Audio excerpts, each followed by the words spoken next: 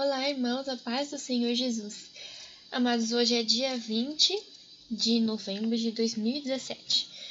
Irmãos, o Senhor pediu para eu estar falando a respeito de vestes espirituais. Amados, você já deve ter tido aquele tipo de sonho em que a gente sonha que saiu na rua e de repente você olha para si e percebe que você tá nu, ou então usando uma roupa íntima, alguma coisa do gênero. Eu já tive muitos sonhos assim. Acredito que todo mundo já sonhou isso em algum momento. Esse tipo de sonho é bastante comum. Eu não compreendia muito o que isso significava, né? Até que o Senhor começou a me explicar. Irmãos, da mesma forma que a gente sente constrangimento de não estar vestido no nosso corpo físico, espiritualmente a gente também tem que cobrir a nossa nudez. Então, irmãos, é muito importante que a gente esteja se cobrindo espiritualmente. E o que isso significa em termos práticos? O que é a nudez espiritual? Irmãos, a nudez são as características da nossa carne, certo? A nudez é carne. Nós somos feitos de carne, temos nossos instintos. Naturalmente, o Espírito Santo ele vai mortificando a nossa carne.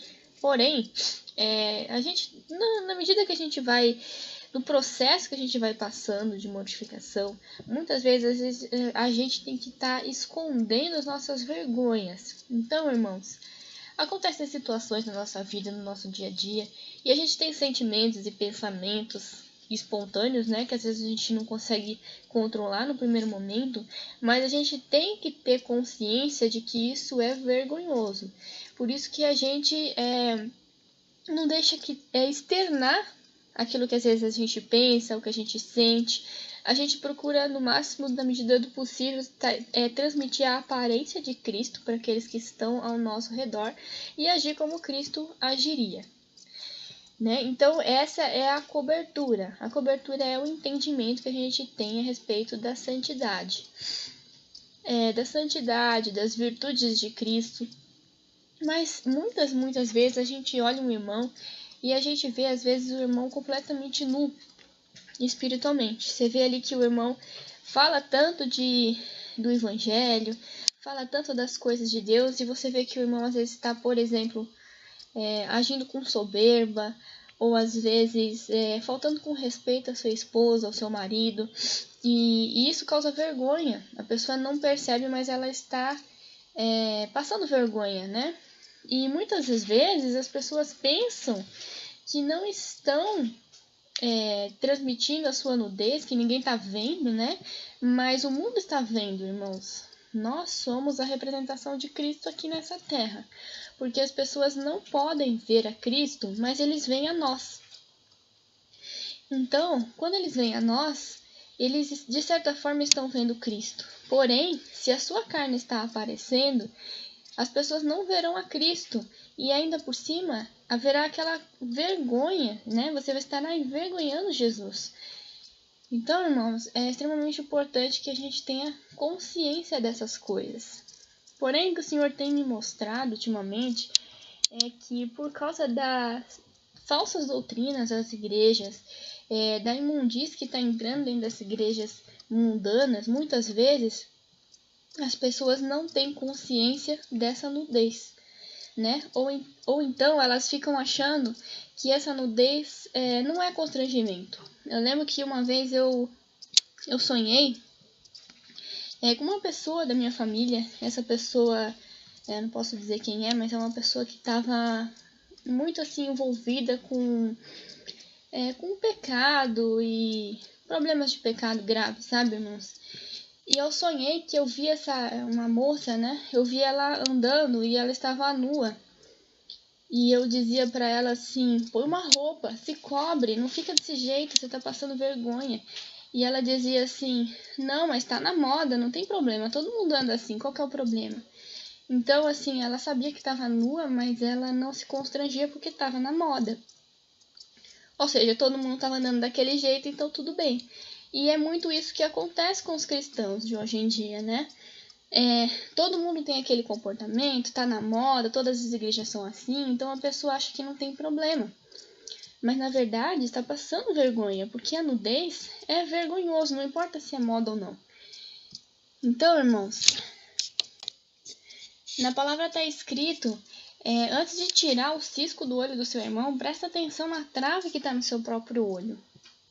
Então, muitas vezes, estamos tão preocupados em apontar o pecado dos outros ou a falha dos outros e a gente não olha para si mesmo. Um dia desses eu tive um sonho. Eu sonhei que eu entrava numa igreja, eu era convidada para ir numa igreja. E essa igreja era uma daquelas igrejas bastante... que tem muitas regras, muito legalismo, muitos, assim... As pessoas têm que seguir aqueles procedimentos porque... Não assim por amor a Deus, mas por temor, né? A regra pela regra. São muito comuns esse tipo de igreja. E nesse sonho eu tinha sido convidada para estar participando de um culto. E eu... para não estar causando escândalo e para não estar chamando atenção, né, irmãos? Eu procurei me apropriar de quais eram as regras que aquela igreja exigia, né? Para eu estar seguindo na medida do possível. E eu fui. Só que assim, como eu não estava acostumada, eu acabei falhando em algum ponto ali. Eu não lembro o que era exatamente. Não lembro se tinha a ver com veste, algo assim.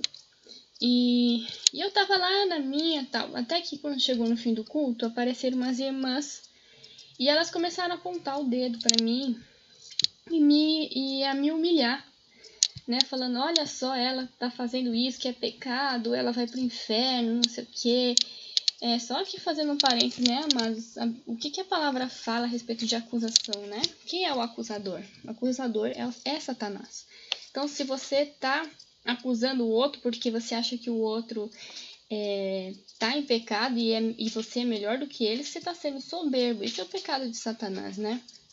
Então elas começaram a me acusar e eu fiquei, assim, bastante chocada, né? Com o comportamento das irmãs, né? Eu imaginava que eram irmãos, apesar das nossas diferenças. Mas quando eu ergui meus olhos, que eu olhei para elas, eu percebi que elas mesmas estavam transgredindo algumas regras, algumas leis, né, que elas mesmas tinham estabelecido. E não eram as mesmas coisas que elas estavam me acusando, eram outras coisas, mas eram muito significativas e eram piores do que aquelas que elas estavam me acusando. Aqui eu não estou dizendo exatamente o que era, irmãos, para não estar causando polêmica e para não estar acusando nenhuma igreja especificamente, mas assim, só para vocês entenderem, até quem é do mundo acharia ridículo a forma como elas estavam se portando ali, né? E, então elas estavam completamente ridículas, mas elas não estavam vendo, elas não estavam olhando para si, elas estavam ocupadas em me acusar. E eu fiquei pensando, poxa, será que elas não se olharam no espelho hoje? Será que elas não perceberam o quanto elas estão ridículas, né? Mas eu não disse nada, porque eu não queria cometer o mesmo pecado que elas estavam cometendo. Porque se eu fizesse a mesma coisa, eu não teria justificativa, né? Não seria justificado. Então eu fiquei quieta. E depois que acabou o sonho, eu fiquei pensando que muitas vezes a gente está tão ocupado em apontar os erros do outro que a gente não olha para si mesmo. Né, irmãos? E muitas igrejas criam doutrinas que acabam convencendo as pessoas de que essas vergonhas não são vergonhas, está na moda, entende? E o que acontece é assim, irmãos, na palavra está escrito que cada um deve olhar o outro como superior a si mesmo. Vocês se lembram dessa passagem? Eu vou ler aqui para vocês verem. Então é Filipenses 2:3, está escrito, nada façais por contenda ou vanglória, mas com humildade, e cada um considere os outros superiores a si mesmo. Então, amados, essa palavra é uma palavra que Deus tem trabalhado muito no meu coração. Eu não entendia muito bem, em termos práticos, como enxergar os outros superiores a si mesmo.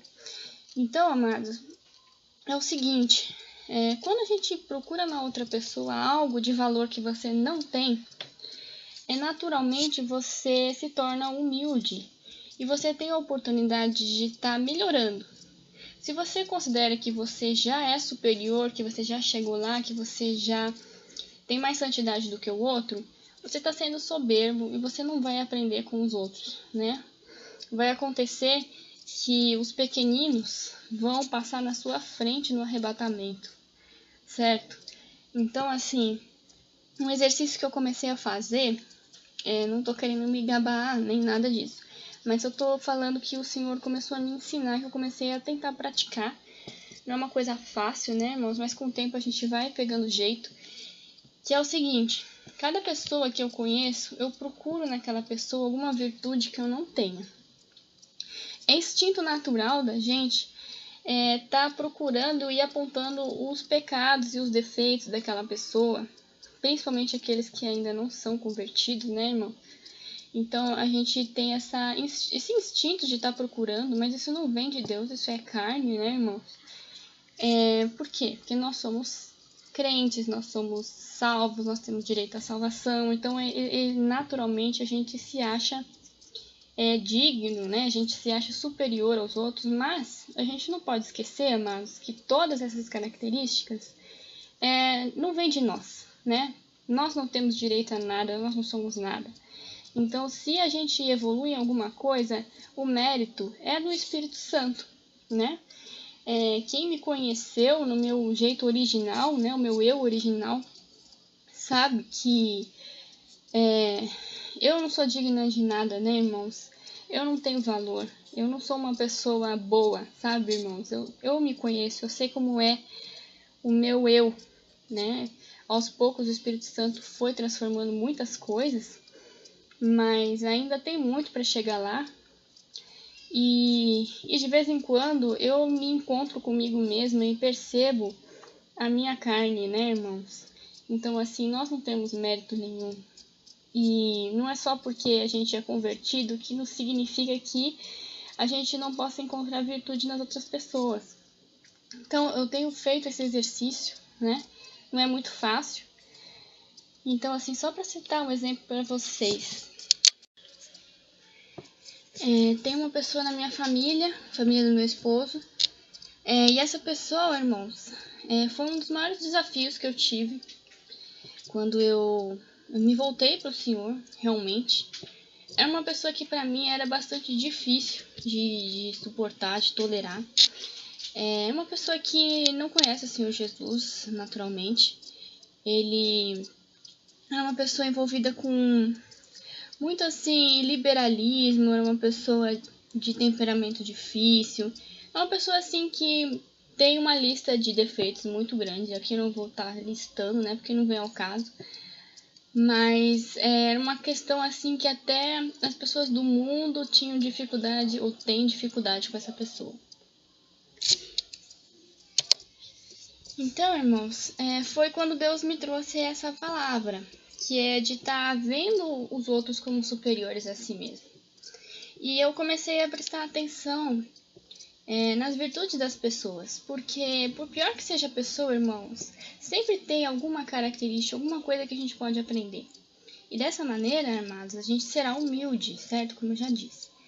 Então, eu comecei a prestar atenção e eu comecei a perceber que aquela pessoa tinha características que eu não tinha, apesar de não conhecer o Senhor. Então, por exemplo, essa pessoa é uma pessoa que gosta de servir bem, né?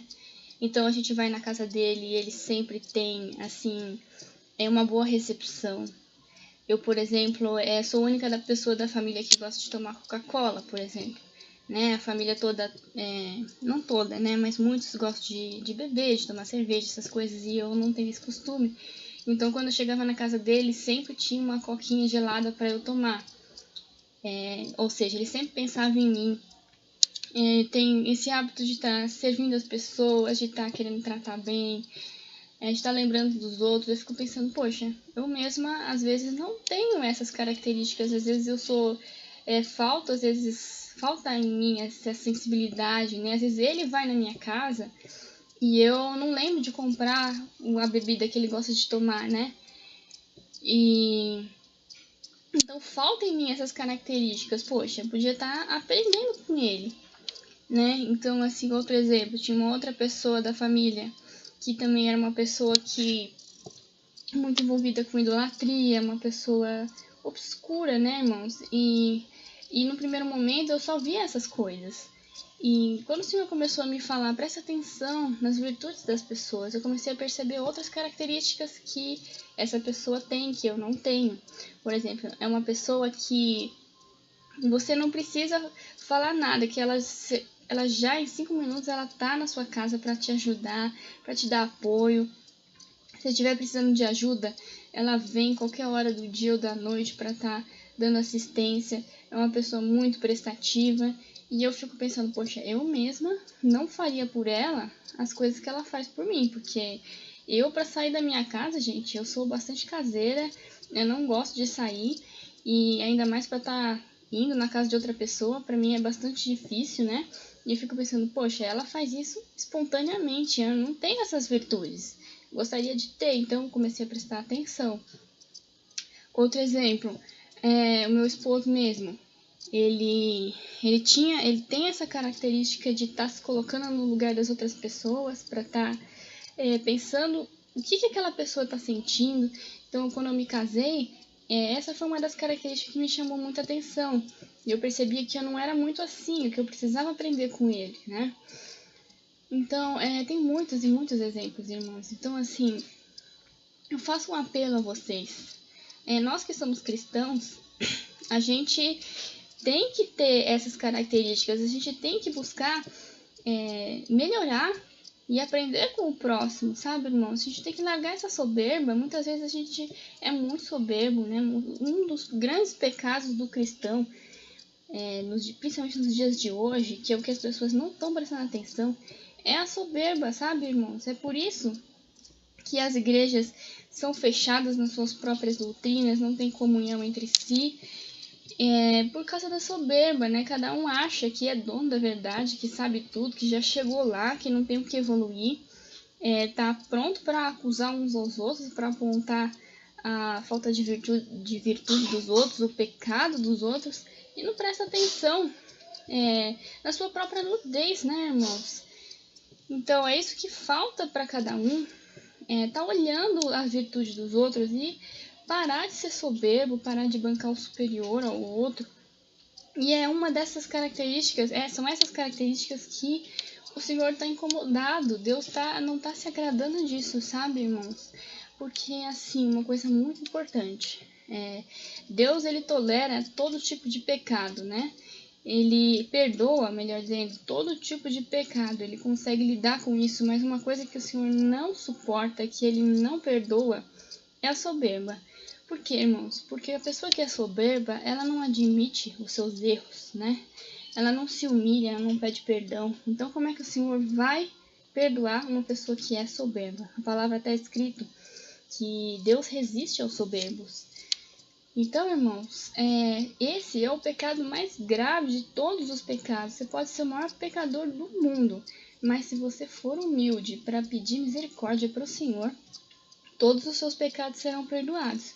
Mas se você for soberbo a ponto de achar que você não tem pecado, né, como no caso ali dos fariseus que vieram acusando aquela mulher adúltera, os pecados dela, né? Por causa que os pecados dela estavam muito aparentes, eles vieram acusando ela e não estavam levando em consideração os seus próprios pecados. Então, irmãos, a primeira coisa é olhar para nós mesmos, né? Olhar para dentro de si. Não adianta a gente acusar o pecado dos outros enquanto a gente não está olhando para si mesmo. Então, irmãos, é como aquela parábola, né, que Jesus conta do fariseu e do publicano. O fariseu, ele era perfeito, né? Ele dizia, Senhor, eu cumpro todas as leis, todas as regras, eu faço tudo certinho. E o publicano, ele tinha uma multidão de pecados, mas o fariseu, ele tinha um único pecado que ele não estava prestando atenção, que era a soberba. E o publicano não, o publicano era humilde. Então, aquele que foi justificado foi aquele que foi humilde, não aquele que tinha mais pecado. Ou melhor, aquele que tinha menos pecado. Então, gente, esse é um ponto muito, muito sério, muito importante, que a gente precisa prestar atenção, sabe, irmãos? E o Senhor tem dado essa palavra por misericórdia a nós, por misericórdia à sua igreja, porque essa palavrinha, ela é responsável, vai ser responsável por muitos que vão ficar. Muitos vão ficar por causa da falta de humildade, por causa da nudez espiritual. Então, irmãos, ainda é tempo, né? O Senhor está voltando, mas ainda dá tempo. Vamos começar a prestar atenção e vamos mudar nossa postura. Vamos assumir uma postura de humildade. Vamos começar a olhar para as outras pessoas como Cristo olha. Parar de focar no pecado, mas sim em aprender com o próximo, em se humilhar, em servir ao próximo, porque esse é o verdadeiro evangelho, né, irmãos? Então é isso, amados. Até o próximo vídeo. A paz do Senhor Jesus.